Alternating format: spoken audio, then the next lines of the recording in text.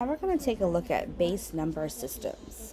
So we typically work in base 10, but we're going to look at how to convert between base 10 and other bases. We're also going to look at converting between binary, octal, and hexadecimal bases. So the base number system is based on powers of 10 for us. So we call this our base number system. So for instance, 453 can be written as in expanded form as 4 times 100, 5 times 10, and 3 times 1. So we know that 1 is 10 to the 0, 10 is 10 to the 1, and 100 is 10 to the 2. So this is why we call it base 10, because when I'm working on place values in expanded form, I get the actual value from using powers of 10 being multiplied by the quantity of them. So in a base 5 system, it's going to be the same overall concept, but different numbers. In a base 5 system, it's not necessary to have 10 numerals. I only have 5. So it's like the numbers beyond 4 don't even exist. And each digit in there represents a power of 10 in the base 10 system. So therefore, each digit in a base 5 system is a power of 5. So what does this look like? This means we still have a ones place, but then I have a 5's place, a 25's place, a 125 place, a 625 place, and that's how I would define my expanded form. So when I'm writing numbers in base 5, we use the subscript 5 because otherwise it would be highly confusing to somebody on what that number actually means. So we don't write the 10 if we're in base 10 because it's implied to be in base 10. So here's some examples of how we would write this. So if I have a base 5 number, I would write not 2, but 2 with the 5 at the bottom because it doesn't stand for a quantity of one item and one item. It stands for something completely different. And then notice after 4, I go to 10 base 5. So 5 is really going to be 10 base 5, which would be read as 1 5 and no 1s, not a 10. So it's not actually a 10. So 11 would be 1 5 and 1 1. 12 would be 1 5 and 2 1s. So we have to rethink how we represent the numbers in the base system.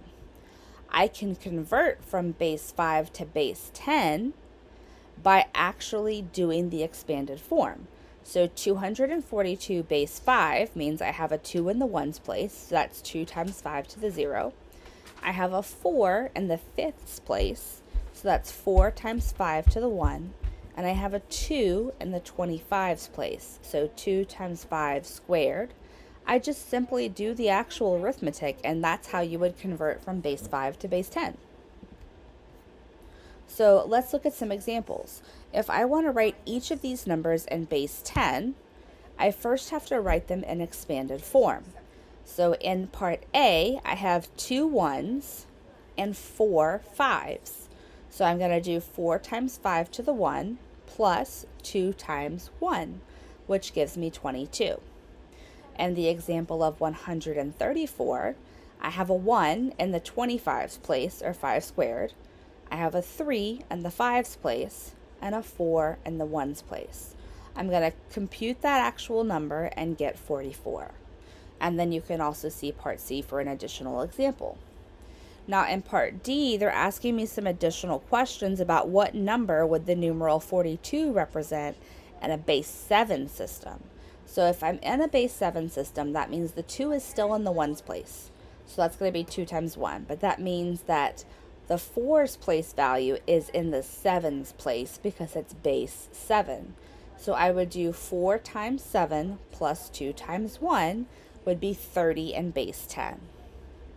So when we're converting these bases, this should look very similar to our previous lessons on writing expanded form and multiplication grouping. Going from a base 10 number to a base 5 number is a little bit more tricky. So let's look at how we're actually going to do that. If I want to write 84, so 84 is in base 10, there's no subscript, into a base 5 system, the way I'm going to do that is I'm going to identify the largest place value number. So if I'm in base 5, it's 1 5's place, 25's place, 125 place, etc. and that will divide into the base 10 number. So I basically want to say, okay, what is the largest base 5 place value that I can divide into 84? So I can divide 5 into 84 multiple times. I can divide 25 into 84. I cannot do 125 divided into 84.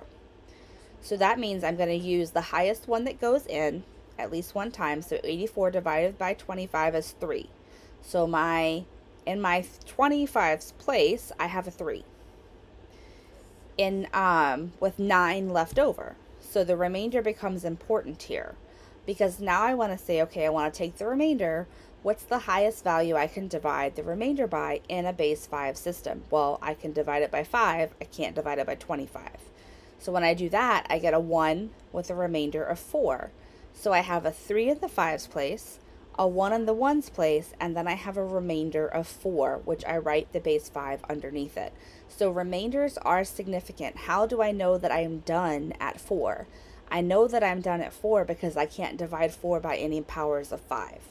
They don't go in a whole number quantity. So let's look at another example. We're going to convert 653 into the base 5 system. So I want to identify my place values. So I'm going to list them out again. And I say, what is the largest place value for 5 that I can divide into 653? And that answer is 625. It goes in once with a remainder of 28. So then I'm going to say, okay, what can I divide 28 by? Well, I'm at 625. So because that is the place value, I have to go down to the next one and divide it by 125. It has a remainder of 0 because it can't go in there. So I have a 0, remainder 28. So there are no 125s involved in 28. Then I do 28 divided by 25, and I get 1, remainder 3.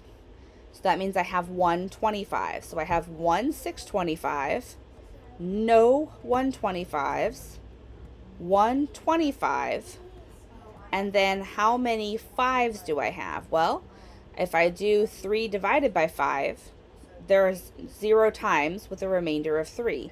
So that means I have no 5s and I have 3 1s, which is written out in this number. Once we understand the idea of alternate bases, it really helps us grasp remainder systems and division. So this is not something that you would tell your students, hey, one day when you grow up, you're going to have to convert bases on a regular basis. Instead, you're going to say, this is how we're going to build some extra skills with remainders and with some division problems and understanding place value. So, for example, another example would be the binary system. The binary system uses powers of 2. So I don't call it base 2, I call it the binary system. And so the place values are found by powers of 2. 2 to the 0, 2 to the 1, 2 to the 2, 2 to the 3, and so on. If I'm in an octal system, I'm going to have place values that are powers of 8. So 8 to the 0, 8 to the 1, 8 to the 2. And that is referred to as not base 8, but the octal system. And the hexadecimal system, this is where things get to be very interesting, because I'm using 16 as powers, and there are several interesting applications of this system. So for any base number system, the number of symbols is equal to the number of bases. So if I'm base 2, I have 2 symbols, 0 and 1. If I'm base 3, I have 3 bases, 0, 1, and 2. And the place values of any base number system is found by taking the base and raising it to the exponents. So let's do some more examples. If I want to convert these base numbers into base 10, I have to write them in expanded form using their bases. So with 132, I have 1 6 squared, 3 6s, and 2 1s. I do the arithmetic and I get 56. In the second example, I have a base system of 2, because it says 2 at the bottom. So I have 1 of 2 times to the 4. How do I know it's 4? Because 0, 1, 2, 3, 4. So this would be to the 4th power because it's counting up from this first place into the place value. and I simply do the arithmetic there. And I would follow the same process. So the base conversion that we're using is not the difficult piece. As long as you understand that bases are related to powers of the exponent, that's not the hard piece. The hard piece is that you have to do all of that arithmetic, and then the larger the base gets, the larger the numbers are. Now, when I want to convert from base 10 into those other bases, again, that's where students can often find it a bit trickier. So to write 48 in base 3, I'm going to do 48 divided by some power of 3. So 48 is divisible by 27 with a 1 with a remainder of 21. So I'm going to have, there's 127 and 48. Then I'm going to take that 21 and divide it by 3 squared, or 9, and I get 2, remainder of 3. So there's 127 and 2 9s. 3 divided by 3 is going to be 1 with nothing left over. So that's going to bring me to 1, 2, 1. I have no 1s because there are no remainders. I'm going to follow that same process to convert 51 to base 2. So I'm going to do the division of 51 divided by 32 because that's the closest power that I can get to, and turning it in. Same thing in part C. I'm going to be utilizing the powers of 16 and dividing them into the original starting number. The closest one I can get to that it goes in a whole number is 4096. Now, a famous application of this is in computers. So computers use 3 different bases. They use binary, octal, and hexadecimal. So a lot of times if we're working in computer programming, it does utilize this to store information. Base 2 is used because it only has 2 characters, 0 and 1. And so the processor of computer is like a bunch of tiny switches with off and on. So we have 2 symbols, one for off and one for on, and that works really well in the binary system. And in the base 16, it's used for a couple different reasons, but 16 characters is 2 bytes because there's 8 values in a byte, so 16 divided by 8 is 2. Also, 16 is 2 to the 4th, which means it has a relationship to the binary characters. And so this increases the speed at which the computer can perform applications because I have fewer characters because it's a smaller base. There's a shortcut for converting between these because I have a relationship between binary, octal, and hexadecimal. To use the shortcut, first notice that every octal digit can be written as a 3-digit binary number, and every hexadecimal digit can be written as a 4-digit binary number. So here are some examples.